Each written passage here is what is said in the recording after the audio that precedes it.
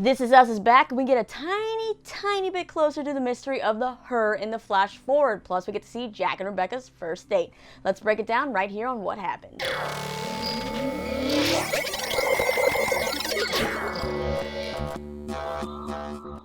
Rise and shine on, you lovely people. Lisa here, and it is that time again.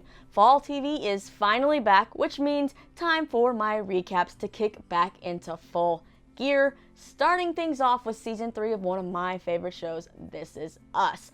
Now, I'll be recapping a bunch of shows, including the ones that I already do, like Riverdale and Andy Mack, and then maybe testing out a few new shows that are premiering this fall. Plus, I always have celebrity interviews and fun other stuff on this channel, so be sure to subscribe if you haven't already. I have new interviews with Joey King, Lily Reinhart, and Elle Fanning in case you want to check those out. I'll put some links down in the description. But now it is time for This Is Us. Of all of the season premieres that we've had so far, this one may not be my favorite, but that does not mean it's any less good.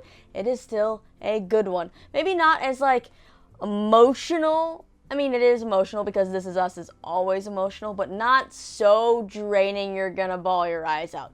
Thankfully. I think they're saving those tears for maybe the next episode. And the theme of this episode is all about comeback stories, or, getting that happy news when you think everything is going to shit. And well, who doesn't love a good comeback story? Plus, this episode, we get to see Jack and Rebecca's actual first date and meeting, and for me, the fact that Jack is a dog lover and a pepperoni person just makes me love him more, especially since he also hates mushrooms. Now, as with all the premieres for this show, it starts on the Big Three's birthday, and this time it is the Big Three's 38th birthday. So we get some quick montages of what's gone on since the end of last season to catch us up until then. Kate and Toby have been trying to get pregnant, but it's not working, and a doctor even tells them that Kate has polycystic ovary syndrome, or PCOS, which could actually be linked to her weight, causing the fertility problems, and the doctor also wants to check Toby as well to make sure there's nothing going on with him. Deja's been having a tough time, but is taking up running with Randall, and it seems like she's actually better at running than Randall is, which I think means that she may have cross country or something in her future. It seems like she's also been going to therapy, and her mom officially has given up her parental rights for Deja and says that Deja's father won't object to anything because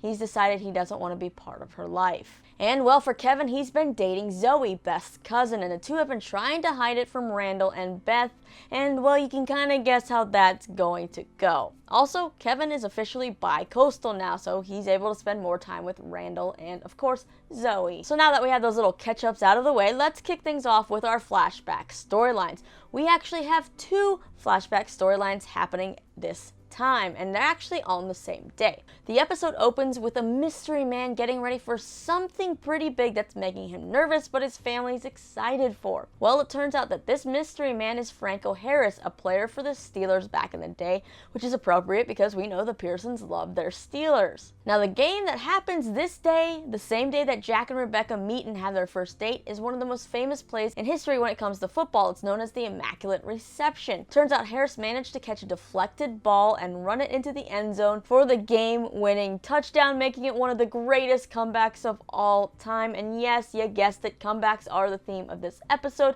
which connect a lot of our characters' storylines. Also, at the end of this episode, we hear a sportscaster say sometimes a ball has to bounce off one person a few times to wind up in the hands of the right guy and make the story truly immortal. And yeah, we're going to come back to that little saying as we talk about young Jack and Rebecca, but let's move on to that whole meeting. So if you remember, I think it was at the end of season 1 that we saw Jack blow off a blind date because he and his friend were going to go rob a bar, and Rebecca blew off her blind date to go sing at a bar. We then got a glimpse of Jack seeing Rebecca sing for the first time. Well, that's where our flashback of their meeting picks up in this episode. And it seems like everyone, and by everyone I mean 2 random guys in the bar, can tell that Jack is so far gone when it comes to Rebecca as he watches her sing. The two end up making some googly eyes at each other, and of course, after the performance, they sit down and end up talking. And well, you know Rebecca, she's a chatty Cathy and barely lets Jack get a word in. In fact, she doesn't even learn his name until like 3/4 through the conversation. They eventually decide to ditch the bar to head out to get some food or something, and so Rebecca goes to get her coat while Jack goes outside to tell his friend this. I met the girl. You met a girl? No. The girl. Yeah, not a girl, but the girl. Ugh, can Jack kind of get any more perfect, you know? Well, we do know Jack is pretty strapped for cash, hence why he was going to rob that bar. But now he's blown off that plan, and instead he borrows what little money Daryl has, $5, in order to make $9 to make this the best first date ever. Hence the name of the episode, $9. So Jack and Rebecca head off to the carnival, where Jack is going to prove that he can stretch a dollar into basically as far as he needs it to go. Things start off really good and pretty adorable as Jack buys Rebecca a candy apple like she used to have as a kid, and he even brushes this gooey little piece of candy off her lip. Super sweet, things are off to a great start. But don't get your hopes up, guys, because even Jack and Rebecca have a ton of bumps in the road, as we've seen, and things don't always go so perfect, especially this first date. Jack is, of course, keeping a very close eye on what he spends, as to not let Rebecca know that he's basically broke. Chatty Rebecca also makes things a little more awkward when she realizes that she's done nothing but ramble about herself, so she finally asks Jack to tell her something about him. So Jack reveals he just came back from Vietnam, where he does lie and say he was a mechanic, as we see him have a flashback to his brother dying in his arms. When Rebecca asks if he has a sibling, Jack says his brother died in the war.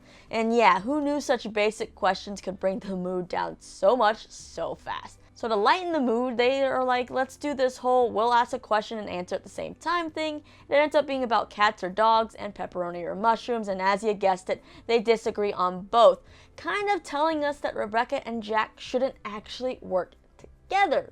But you know the saying, opposites attract, right? After all this, when it rains, it pours, right? Well, like literally on this first date.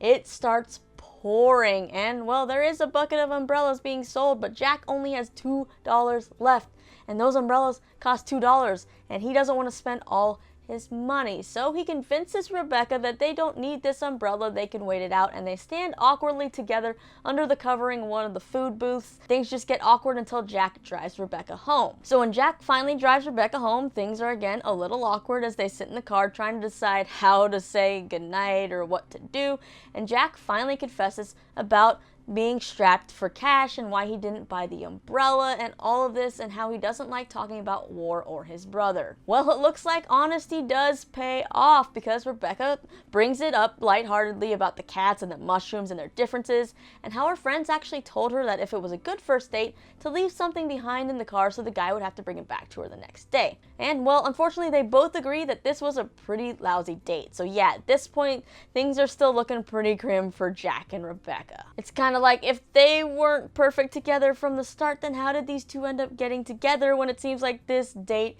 is a disaster? Well, Rebecca's like, all things say that this date is lousy, but there is something about you, Jack. It's the way that Jack looks at Rebecca. Yeah, she's even noticed that look from those puppy dog eyes, the same look that those drunk dudes in the bar even noticed Jack giving her when they said, he's gone. He's so far gone with this girl. So she actually does something she said she never does before, or doesn't usually do. She leans over and kisses him and then says goodnight. And well, what do you know? Jack looks over in the passenger seat and she has left her coat behind, which means that this was actually a good first date and she wants to see Jack again. So he's pumped. He goes home. His drunk alcoholic dad, who's kind of mad that he's just now getting home, even notices that something is different in Jack, and Jack sits down and watches the replay of this big comeback football game. So now things are looking up again, right, for Jack and Rebecca. Yeah, they're looking up just to tear us back down again, because that's what This Is Us does, right guys? So I'm guessing it's the next day we see Rebecca getting all prettied up in her bathroom, and she goes to the door because she hears a knock. And meanwhile, we see Jack driving towards Rebecca's house. He's got the coat in the front seat as well as some flowers. Well, unfortunately, this is where what the sportscaster says about the ball having to bounce off the same person a few times before it ends up in the hands of the right person, you know? That's where this comes into play. When Rebecca opens that door, we're of course led to believe that it is Jack that is standing out there with his flowers. This is the beginning of the greatest love story we've seen on TV in a while, right? Yeah. No, think again. Outside the door is some guy with a really bad mustache and flowers, and he kisses Rebecca, and of course, perfectly placed outside is Jack driving up in his car, seeing this kiss happen and driving away. So whoever this dude is, it's got to be Rebecca's ex, who has to be horrible news. I mean, it has to be an ex, right? Because her friends were setting her up on blind dates to get over this guy. So who is this guy? Why is he so bad? What did he do to her? How does he get put out of the picture so Jack can be back in the picture? Now, moving on to our big three in the present day and their sort of comeback storylines. First, let's go with Kate and Toby, who go to see an IVF doctor, and well, the news is not what you'd want to hear ever, let alone on your birthday. The doctor doesn't actually want to take on Kate and Toby's case because their risks are just too high with everything, whether they do the in vitro or not, and it seems like a lot of it has to do with Kate's weight, and it looks like Toby also has a low sperm count, which could be attributed to his antidepressants. So basically nothing's going right for these guys, and it seems like they are crushed, but there is some kind of look of relief in Toby's eyes for some reason. But you know what? It actually isn't the ultimate buzzkill for Kate, which you think it would be. She actually decides she wants to go to her birthday party anyway, courtesy of Madison, and I love that these two are still friends. Now things seem fine and dandy until Kate blows out her candle to make a wish, and of course, Madison's like, you can't say what your wish is out loud, but you know what? Kate does it anyways. She said she wished for a baby, but she knows it won't come true, and it's not because she said it out loud. It's because of a lot of other things. She's actually lost 40 pounds. She's feeling good, but then every time something like that happens, it's like her weight and all these other problems just are like this black cloud that follows you around, you know, like in the cartoons, just that rain cloud that just has to ruin everything good. It seems like Kate's really tired of putting on this brave face and pretending like she's happy. She is finally ready for the universe to give her a break, but at this point, she's losing hope and doesn't think it's going to happen. Well, this is a comeback story, right? So, in no sense, things are going to turn around for her, and they actually do. At least for her, it doesn't seem like maybe for Toby. Like I said, Toby kind of seems relieved that this whole IVF thing fell through, but when Kate gets a call, it turns out the doctor has had a change of heart, and after talking to her partners and colleagues, she's taken a more positive approach to this whole thing and actually wants to help Kate and Toby and take them on as patients. So Kate seems super excited, but we end up seeing Toby not as excited, and he thinks he has to do something to make this happen. So what does he do? He flushes his antidepressants down the toilet. Yeah, you remember at the end of season 2 when we saw that flash forward of Toby being super depressed, not wanting to get out of bed? This has to be the reason why. Instead of talking to Kate and coming up with a plan of maybe cutting back a little on the antidepressants or whatever, he just gets rid of them all in order to, up his sperm count, thinking that's going to help because he knows that this baby is Kate's wish.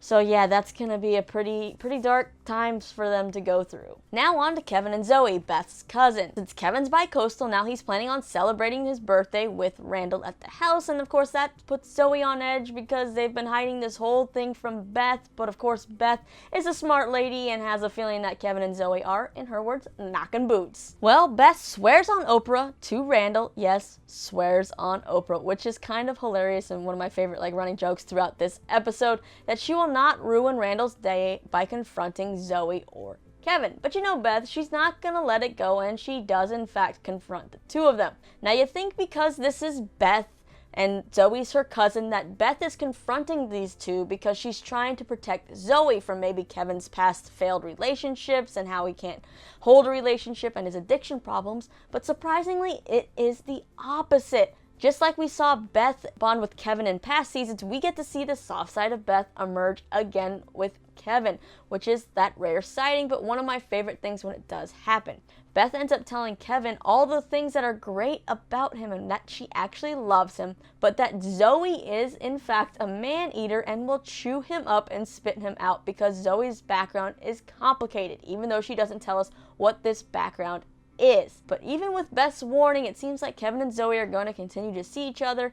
Even though Beth may not approve, she has done her job with this warning, and that's really all she can do. Now the last big storyline deals with Deja and Randall. Deja's still pretty touchy and closed off since the events at the end of season 2, and Randall seems to have this kind of big plan in how to get her to open up or kind of relate to her. So what does he do?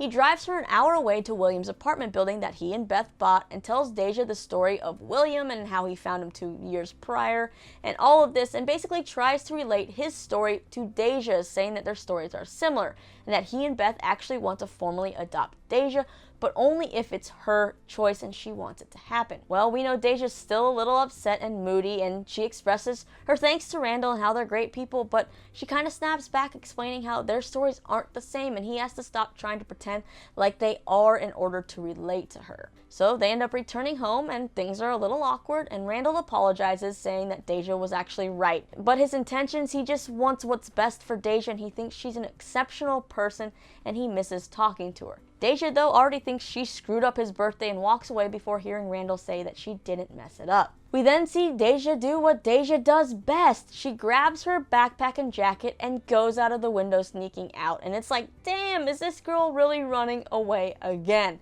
How many times is this going to happen? But then it's like, wait, Deja, the character, is now a series regular, so she can't just run away and disappear, so what exactly is she doing? Well, earlier in the episode, we did get a tiny quick flashback of a young Deja with her mom going into some kind of store and seeing a man and then kind of walking out, but there was eye contact made, and that eye contact made it seem like that man was Deja's father. So Deja goes back to that store and confronts that man, and just like how Randall said everything he was feeling when he confronted William on that day 2 years prior, Deja does the same thing with this man who she believes is her father, and she tells him about the Pearsons and how even though they may be a little weird, they're super loving and they think she's exceptional, and she basically came to ask this man one thing and then he'll never have to hear from her again. Now we actually don't get to hear what she asks, but Deja does return home and of course starts to get yelled at for running away and leaving, but then she pulls out a present for Randall out of her bag and all seems to be forgiven because it's Randall's birthday. He loves surprises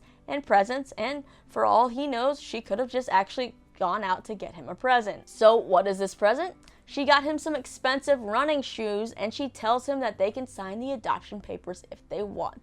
So I'm guessing the thing she asked that guy who is her dad is that he maybe promises to not come and try to break up this family because she wants to be adopted, and then she of course asks for some shoes because you gotta milk it for what it's worth, right? The episode then wraps up with our new mystery that is going to drive us crazy all season long, hopefully only for one season, not 2 seasons, but it is who is the her that is mentioned in the flash forwards that we saw at the end of season 2 when we saw older Randall and older Tess. Who is this woman they're going to see that Tess isn't ready to see? We get a smidge more of that answer or information in this episode. Not exactly an answer, but just a tiny bit more information. Tess still isn't ready to see this person and stalls by telling Randall she has to go to the bathroom, which gives older Randall time to call somebody. He ends up calling an older Toby who is sitting in his bed. You coming down? Yeah, I don't know if I should. Now she wants you to be there too. So Toby is in bed by himself. Where is Kate? Is the person in question that they're going to see Kate? Why would Toby think this person wouldn't want him there? That's what makes me now think that maybe this is Kate as the her that they're referring to. Like, did they have a falling out? This mystery of the her, yeah, driving me crazy already. One kind of theory maybe is that this her could be possibly Toby's daughter, and this could kind of be morbid to put out there, but maybe Kate died during childbirth, which caused Toby and his daughter to have a very strained relationship. Maybe blame was put on one or the other, and that's caused this, and that's why this person doesn't want to see Toby. But what doesn't make sense is why Tess wouldn't be ready to see her, or why Randall would be hesitant to see her. Like, who is this her? We always, back at the end of season 2, we kind of thought it was Beth, kind of thought it was, maybe Rebecca. Now I have no idea. We thought it was Deja. At this point, it still could be any her that's ever been on this show, or even a her we haven't even met yet. Overall, though, I think this was a really good episode, but my favorite part has to be, besides falling more for Jack in every scene, is the scene with Kevin and Beth. Like I said, I love Kevin and Beth's dynamic together. They get at each other's throats in that loving way, but then they also have these tender moments where they do love each other in that brother-sister way, and I kind of want more of that, hopefully going back or hopefully going forward, we'll see a little bit more of that. And with this Deja storyline, I'm glad that they're finally adopting her, and hopefully this whole back and forth thing will be over. I got scared there a little bit. I thought they were going to be like, okay, now the dad's going to come in and want to adopt her, take her back, and then that's going to cause more struggle between Deja and Randall and this whole adoption thing.